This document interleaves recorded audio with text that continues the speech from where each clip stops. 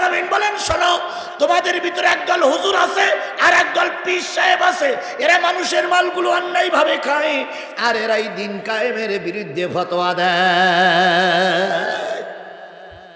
এ জাতীয় হুজুর আর এ জাতীয় পীর আমাদের দেশে আছে না নাই?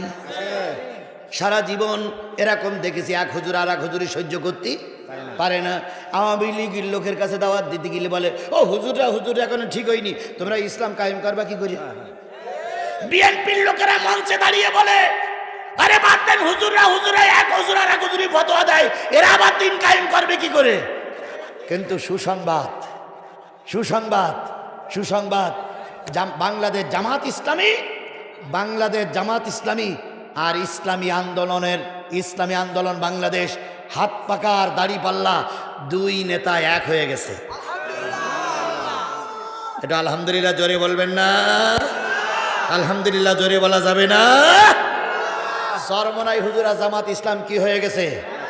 এক হয়ে গেছে। যখন চরমনার বাড়িতে আমাদের জামাতের আমির সাহেব, আমাদের দেশের জন্য রহমত, তিনি যখন গেলেন, যাওয়ার পরে সংবাদ সম্মেলন করে উনি বললেন যে জামাত আর কি বলে, চরমনার ভোটের বাক্স হবে এক। সুবহানাল্লাহ। জামাত আর চরমনার ভোটের বাক্স হবে কি? তাই যদি হয় তাহলে দুই দল এক। এখন ওরা কি বলবে? আগে বলতে হুজুরা মিল নেই, এখন হুজুর কি মিল হয়েছে? এই জোরে বলেন, মিল হয়েছে। হেফাজতের মামুনুল হক জামাতের পক্ষে, এই কথা বলেন। তাহলে কি মিল হয়েছে? তাহলে এবার যদি ইসলাম কায়েম না হয় 100 বছর মারি খাওয়া লাগবে। এই জন্য ইসলাম কায়েমের এই সুবর্ণ সুযোগটা খোকসা কুষ্টিয়ার মানুষ হেলায় হারালে চলবে না। যেভাবেই হোক, যে কায়দায় হোক, কষ্ট পরিশ্রম করে হলেও ইসলামকে কাঙ্ক্ষিত জায়গায় নিয়ে যেতে হবে। আল্লাহ সকল ওলামা হজরতদেরকে ইসলামের প্ল্যাটফর্মে কবুল করুক। সকলে মিলে বলুন আমিন। আরো জোরে আমিন, আরো জোরে। তাহলে কয় শ্রেণীর মানুষ দাঁড়িয়ে আছে? পয়লা নম্বরে কারা? বেনামাজি। 2 নম্বরে মিসকিন গরিবের মাল খাওয়া পার্টি, দেশের মাল খাওয়া পার্টি। 3 নম্বর দিন কায়েমের বিরোধী শক্তি। হুজুর বলি কোনো কথা না, দিন কায়েমের বিরোধী শক্তি, যারা দিন কায়েমটা চায় না, বরং ওই শয়তানদের সঙ্গে মিশে, যারা ওদের সঙ্গে মিশে আমাদের সমালোচনা করে, এরাই আছে 3 নম্বর কাতারে। আর একটা কাতারে আমার পিছনে বাকি আছে, ওই কাতারটা বলবো না বাধাই রাখবো? বলবো। কারা কারা শুনতে রাজি আছেন একটু হাত তুলে দেখান তো, কারা কারা শুনতে রাজি আছেন? আচ্ছা হয়েছে, তাহলে এই লোকটা উঠলো কেন? শোনেন ভাই, সেই কথাটা বলতে আর 5 মিনিট লাগবে। এই 5 মিনিট পেশাব লাগুক, পায়খানা লাগুক, উঠলি বলা হবে না, তালি বলবো না বল। আমি হাদিসটা বলেছি ইয়াকুনু ফি আখির জামান, এমন একটা জামানা আসবে যেই জামানা রাষ্ট্রপতি হবে জালেম, ওই জামানার মন্ত্রীগুলো হবে ফাসিক, ওই জামানায় একদল আলেম হবে মিথ্যাবাদী। 3টা কি এই পর্যন্ত মিলেছে? 3টাই পর্যন্ত মিলেছে। এবার 4র্থ নম্বর কথাটা আমি বলে দেব, সেই কথাটা এক্ষুনি বলবো। তার আগে এই মসজিদ শিমুলিয়া ডাঙ্গিপাড়া জামে মসজিদের জন্য 20টা টাকা দিতে হবে, মাত্র 20টা। আছে? কার কার নেই? হাত তোলেন তো, কার কার নেই? না নেই। কার সবার কাছে আছে? 20 টাকা নেই, 10 টাকা হবে না? 10 টাকা নেই, 5 টাকা হবে না? আবার এমনটি হতে পারে 20 টাকা চাইছি 50 টাকা দিতে পারে, 50 টাকা চাইছি 100 টাকা দিতে পারে, 100 টাকা চাইছি 500 টাকা দিতে পারে, 500 টাকা চাইছি 1000 টাকা দিতে পারে। পারে কি পারে না? তাহলে সবাই পকেটে হাত দেন, আমিও হাত দিচ্ছি, সবাই হাত দেন। মাত্র 1 মিনিট সময় নেব, মাত্র 1 মিনিট। এই ছেলের একটাও যাবে না, আমি একলাই কালেকশন করবো, আমি ফেরেশতা নামাই দেবো এখন ভাই। আচ্ছা দেখি, এখনই ফেরেশতা নামবে। তোমাদের নামা লাগবে না, তোমাদের নামা লাগবে না বললাম তো, ফেরেশতা নামাই দেবো। আম্মা জানেরা শুনেছি অনেক বেশি, আম্মা জানদের কাছে আমার দাবি, আমি আপনাদের সন্তান। আল্লাহর ঘর মসজিদের জন্য 10টা 20টা কোটি টাকা আগে দিয়েছেন আমার শায়েকের হাতে, আমার বস, আমার গুরু, আমার মাননীয় গুরু। আর এক গুরু বসে আছে এই যে পিছনে, এই ওটার তো গুরু, একটু হাত তুলে দেখে সবাই, এই আর এক গুরু বসে আছে। যখন আপনারা আমাকে কেউ চিনতেন না, তখন এই গুরুরাই আমাকে ডেকে নিয়ে আসতো। নাটুরি ভাইয়ের সঙ্গে এলাকায় বহুত মাহফিল আমি করেছি, আর এই গুরু আমাকে ডেকে নিয়ে মাদ্রাসার ভিতরে রেখে ওই বাড়ির ডাল আর আলু ভাতটা খাওয়াইছে। এই সেই গুরু, চেনেন তো বড় হুজুর আব্দুল্লাহ হুজুর, চেনেন না আপনারা? ইনি হাজারো আলেমের ওস্তাদ, হাজারো হাফেজের ওস্তাদ। এই দুই গুরু আমার পাশে বসা, ওনারা চেয়েছেন দিয়েছেন, ওনারা হলি এলাকার মানুষ। আর আমি কি বলেন তো, মুসাফির। কয়টা মামলা বলেছি? 5 দিন আয়না ঘরে ছিলাম। আয়না ঘরের কথাটা আমি এক্ষুনি বলতেছি, এক্ষুনি বলি শেষ করব। তাহলে আমি একজন মুসাফির, আমি একজন নির্যাতিত মানুষ। আমার কাছে যদি আমার জন্য যদি 20টা টাকা আপনার কাছে চাই, আপনার পকেটে যদি থাকে, যদি না দেন, তাহলে মুসাফিরের দোয়া আপনি মানে পাবেন না। এই জন্য কারা কারা টাকা বের করেছে সেটা হাত তোলেন তো। কারা কারা টাকা বের করেছে, সেটা 2 টাকা হোক, সেটা 2 টাকা হোক, বেশি না, 2 টাকা হলো, হাত তোলেন। এই তোমাদের কাছে 2 টাকা নেই? এই লোকগুলো বিরাট চালাক। এরা 3 ঘন্টা ওয়াশ শুনবে তো 2 টাকা দেবে না। এরা বিরাট চালাক, এরা চালাকের বাচ্চা, চালাক। আচ্ছা, এবার সব বের করে রাখেন, সব বের করে রাখেন। মাহবুবের কাছেও গেছে, মাহবুবেরা বের করে রাখেন। এইবার যাও, এইবার বলেন। সুতরাং আগামীতে আবার যদি লড়াই হয়, তাহলে লড়াই চলবে, তবুও তাদেরকে আর ময়দানে নামতে দেওয়া হবে না। তবে চিন্তার কোনো কারণ নেই, যে কটা বাকবাকুম করতো সে কটা সবার খবর হয়ে গেছে। আল্লামা সাঈদীর রায়ের পরে 5 বিচারপতি রায় দিয়েছিলেন, 4 বিচারপতি রায় দিয়েছিলেন আমৃত্যু যাবজ্জীবন, আর একজন বিচারপতি রায় দিয়েছিলেন মৃত্যুদণ্ড। যে বিচারপতি রায় দিয়েছিলেন মৃত্যুদণ্ড, সেই বিচারপতির নাম কি? কালামানিক।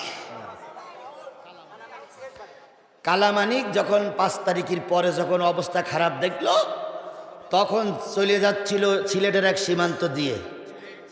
বিএসএফ না, ওদিক ইন্ডিয়ার বিএসএফ বলে ধরে 2-4 চট থাবড় মেরিয়ে কলার পাতায় সবাই রেখেছে। বিজিবি এলাকায় দেখে বলে, তোমার গা মাল তোমরা নিয়ে যাও, এ মাল এখানে রাখবো না, এ ভেজাল। কারণ এ ভেজাল যদি এই দেশে মারা যায় তাহলে ঠেকান যাবে না, নিয়ে যাও। বিজিবির কাছে দেশে জনগণ শুনল যে সিলেটের সীমান্ত দিয়ে পার হয়ে পাশে আইছে, যে যা পাইতেছে মারতেছে, কেউ পচা ডিম, কেউ জুতো, কেউ লাতি, কেউ ইট ফেলে মারতেছে, আর বিজিবি ঠেকাচ্ছে। হঠাৎ করে এক কৃষক মাঠে কাজ করতেছিল, ছোট একটা মেয়ে যেই বলতে, আব্বা আব্বা আব্বা আব্বা। কয় কি? কয় সাঈদীর রায় দিয়েছিল যে মানিক, সেই মানিক ধরা পড়িছে, ও পারে তে পারে। তো কৃষক চিন্তা করতে, কি কোন মানিক? কয় সে কালা মানিক। কয় ওরে সর্বনাশ, মাঠের কাজ পরে থাকে, আমি একটু কিছু করি আসি। এখনো কাসানে মেরিয়ে কাইস্তে হাতে করে নিয়ে সোজা এসে দেখে বিজিবি ধরে রেখেছে। ও 4-5 হাত দূরের থেকে এসে এক জাম দিয়ে মেরিয়েছে, এক লাতি, এক লাতিতে বিসি একটা আউট। মারবেলের মতন 6-7 হাত দূরে যেয়ে পড়িছে।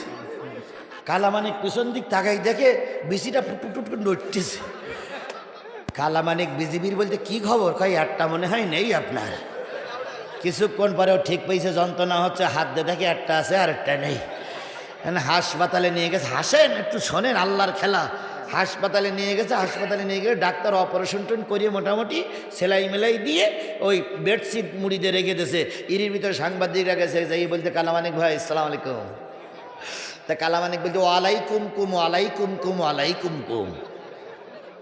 তাহলে কালামানিক ভাই কি খবর? কয় কি আর খবর ভাই, একটা নেই। তো বলছি, একটা কোন জায়গা লেখায়? একটা আউট।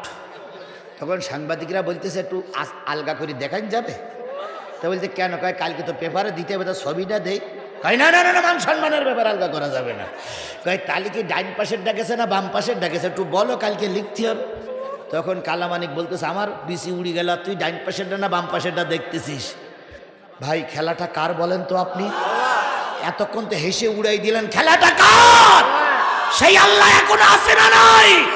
সুতরাং গরিবের মাল যত খেয়েছ, যত গরিবের মাল আত্মসাৎ করেছ, প্রতিটা আত্মসাৎকারী যাবে জাহান্নামে।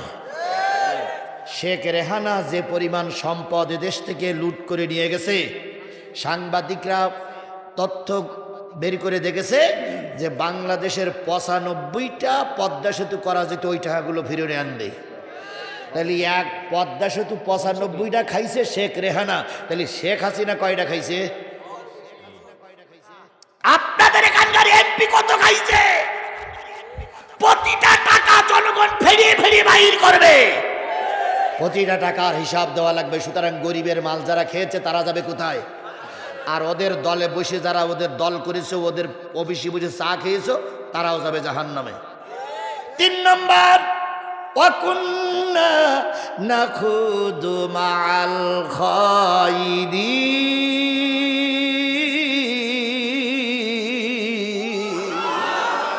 খুব গুরুত্বপূর্ণ কথা 3 নম্বরটা, খুবই গুরুত্বপূর্ণ কথা, খুবই গুরুত্বপূর্ণ কথা। 3 নম্বর লাইনের দিকে ফেরেশতা ডেকে বলবে, 3 নম্বর লাইনে যারা দাঁড়াই আছো তাদের তো একটু হুজুর হুজুর বানা মনে হয়, মনে হইতে তোমরা বক্তা, তোমরা ইমাম, তোমরা মাদ্রাসা ছাত্র, তোমরা তো এলেম কালাম জানতে, তা তোমরা জাহান্নামে আসতে গেলে কেন বাবা? ওই 3 নম্বর লাইনের লোকগুলো বলবে, আমরা ইসলাম জানতাম, কোরআন হাদিস আমরা শুনেছি, কিন্তু কোরআন হাদিসের কথা বলা হয়েছে দিন কায়েম করা ফরজ, এই দিন কায়েমের পক্ষে আমরা ছিলাম না। আমরা নামাজি ছিলাম, আমরা মাদ্রাসার পক্ষে ছিলাম, আমরা যাকাতের পক্ষে ছিলাম, আমরা রোজার পক্ষে ছিলাম, কিন্তু দিন আল্লাহর দিন, আল্লাহ দুনিয়ায় কায়েম হোক, এটা তো আমরা ছিলামই না, বরং আমরা বিরোধিতা করতাম। আর সেই কারণে আমরা টুপিওয়ালা বক্তা হয়েও আজকে জাহান্নামের কাতারে দাঁড়িয়েছি। তাহলে বোঝা গেল, যেই ইমাম, যেই খতিব, যেই মুয়াজ্জিন, যেই মুহতামিম, যেই প্রিন্সিপাল, যেই বক্তা দিন কায়েমের পক্ষে থাকবে না, ওই বক্তাও যাবে আল্লাহর জাহান্নামে। এ জাতীয় টুপিওয়ালা আমাদের দেশে আছে না নাই? আরো জোরে বলেন, আছে না নাই?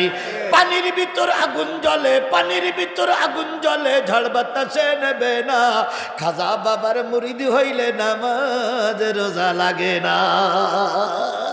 পানি গড় গড়াইয়া পড়তাছে, বাবা আমায় ডাকতাছে, আইরে মানিক আমার বুকে, বুকের ভিতর আছে প্রাণ, তার ভিতরে মেশিন গান, ভান্ডারি বাবা আমায় পাগল বানাইছে। এবার আল্লাহর কোরআনে যেন আল্লাহ বলতেছেন, ইয়া আইয়ুহাল্লাযীনা আমানু ইন্না কাসীরাম মিনাল আহবারি ওয়ার রুহবান লা ইয়াকুলুনা আমওয়ালান নাসি বিল বাতিল ওয়া ইয়াসুদ্দুনা আন সাবিলিল্লাহ ওয়াল্লাযীনা ইয়াকনিজুনা আয-যাহাবা ওয়াল ফিদ্দাতা ওয়া লা ইয়ানফিকুনাহা ফি সাবিলিল্লাহ ফাবাশশিরহুম বিআযাবিন আলীম। আমার আল্লাহ